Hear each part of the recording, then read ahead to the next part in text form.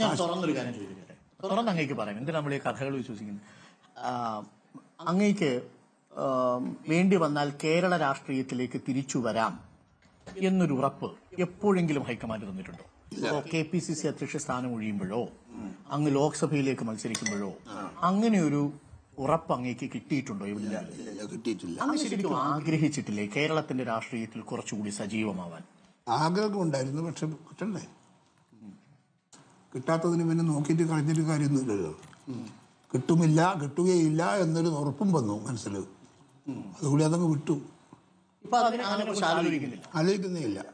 ഇനി UDF അധികാരത്തിൽ വരികയാണെങ്കിൽ അങ്ങേക്ക് ഈ സർക്കാരിന്റെ ഭാഗമാകാൻ ഒരു ആഗ്രഹമുണ്ടോ? ഇനിയില്ല. യെസ്, അതിന് സമയം കഴിഞ്ഞു.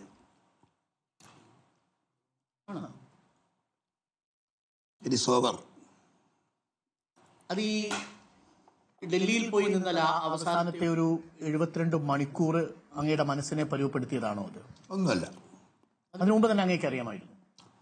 എനിക്ക് എൻ്റെ സഹപ്രവർത്തകന്മാരുടെ ഒരു ഇതില്ലേ, എന്നോടുള്ള പെരുമാറ്റങ്ങളും എന്നോട് കാണിച്ച ബന്ധങ്ങളും അതിൻ്റെ അകത്ത് മടുത്തിട്ടാണ് വേണ്ടെന്ന് വെച്ചു. പക്ഷെ അപ്പോഴും കണ്ണൂരിൽ അങ്ങേ വേണം, കണ്ണൂരിലെ പ്രവർത്തകർക്ക് അങ്ങ് വേണം. അത് അങ്ങനെ വരട്ടെ എന്നിപ്പോൾ ആലോചിക്കുക. ഇപ്പൊ എന്തായാലും അങ്ങ് അതിനെക്കുറിച്ച് ആലോചിക്കുന്നില്ല. പക്ഷെ പാർട്ടിക്ക് വിഷമമുണ്ടാക്കുന്ന ഒന്നും അങ്ങ് ചെയ്യില്ല. ഒന്നും ചെയ്യില്ല. പാർട്ടിക്കൊപ്പം തന്നെ നിൽക്കും. ഉറപ്പ് 100%. 100 സീറ്റ് UDF നേടിക്കൊടുക്കുന്ന ഒരു നേതാവായിരിക്കും അങ്ങ്. ആ കാര്യത്തിൽ ഞാൻ പാർട്ടിയോടൊപ്പം 100% നിൽക്കും. പക്ഷെ 100% വിളയിച്ചെടുക്കാൻ ഞാനില്ല. ആ വിളവെടുക്കാനില്ല. അതായത് വിത്ത് വാങ്ങാൻ ഞാനുണ്ട്, പക്ഷെ ഞാൻ വിളയെടുക്കാനുള്ള അവകാശവാദം എനിക്കില്ല. എന്നെ നിങ്ങൾ വിട്ടേക്കും അല്ലേ? എന്നെ നിങ്ങൾ മുഖ്യമന്ത്രിയായിട്ടും കാണണ്ട, ആഭ്യന്തരമന്ത്രിയായിട്ടും കാണണ്ട. അത് അവസാനിപ്പിച്ചു അല്ലേ? അങ്ങനെ ഒരു ഭയം അങ്ങയെ കുറിച്ച് ആർക്കും വേണ്ട.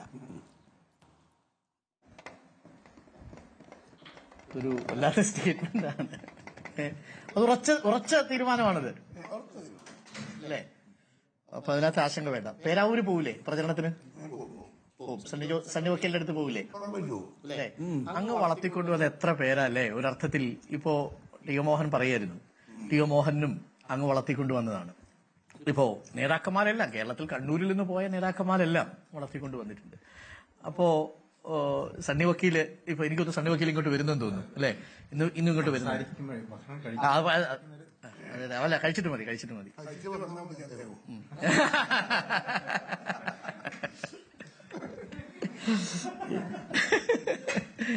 അതാണ് KS ബ്രാൻഡ് എന്ന് പറഞ്ഞ അതാണ്. അപ്പോ ഇനി എന്താ ഇതിനെക്കുള്ളി ചോദിക്കുന്നത് അല്ലേ? അപ്പൊ അതിനകത്തൊരു ക്ലാരിറ്റി വന്നു എന്നുള്ളതാണ്. അത് ഈ തെരഞ്ഞെടുപ്പിൽ വലിയ കോൺഗ്രസിനെ സഹായിക്കും. അങ്ങ് പറഞ്ഞ ഈ വാക്കുകൾ ഒരർത്ഥത്തിൽ കോൺഗ്രസിനെ സഹായിക്കും. കാര്യം അങ്ങോട്ട് തർക്കമുണ്ടെന്നോ കോൺഗ്രസിൽ അങ്ങായിട്ട് ഞാൻ വിശ്വസിച്ച, ഞാൻ കുട്ടിപ്രായം മുതൽ പണിയെടുത്ത പാർട്ടിയാണ് കോൺഗ്രസ്. ഞാൻ 9 വയസ്സിൽ 100 ചില്ലാനും വിദ്യാർത്ഥികളെ കുട്ടികളെയും കൂട്ടി പ്രകടനം നടത്തിയവരാണ്. അന്ന് മുതൽ ഞാൻ ഈ പാർട്ടിയുടെ പ്രവർത്തന രംഗത്ത് ഞാൻ സക്രിയമാണ്. അന്നത്തെ മുദ്രാവാക്യം ഉണ്ടായിരുന്നു, തെക്കൊരു ദേശത്ത് അലമാരകളുടെ തീരത്ത് ഫ്ലോറി എന്നൊരു ഗർഭിണിയെ ചുട്ടുകരിച്ചൊരു ഘാതകരെ ഇക്കൊടിയാണേ കട്ടായം പകരം ഞങ്ങൾ ചോദിക്കും. ഈ മുദ്രാവാക്യം വിളിച്ച് എൻ്റെ സഹപ്രവർത്തകരായ 9 വയസ്സ് 10 വയസ്സ് പ്രായമുള്ള കുട്ടികളെയും കൂട്ടി ഞാൻ ജാഥ നയിച്ചവനാണ്. അതിപ്പോഴും ഞാൻ എൻ്റെ മനസ്സിൽ കാത്തു സൂക്ഷിക്കുന്നു. ആ മാന്യത ഞാൻ ആളെയും പറയുള്ളൂ. മരിക്കുന്നത് വരെ ഇത് പാർട്ടിക്ക് വേണ്ടി ഞാൻ എന്നും ഉണ്ടാവും. അധികാരത്തിന് വേണ്ടിയോ കസേരയ്ക്ക് വേണ്ടിയോ ഒന്നുമല്ല. പാർട്ടി വരണം, അധികാരത്തിൽ വരണം. കോൺഗ്രസ് പ്രവർത്തകർക്ക് മനസ്സിനൊരു സംതൃപ്തി ഉണ്ടാവണം അല്ലേ?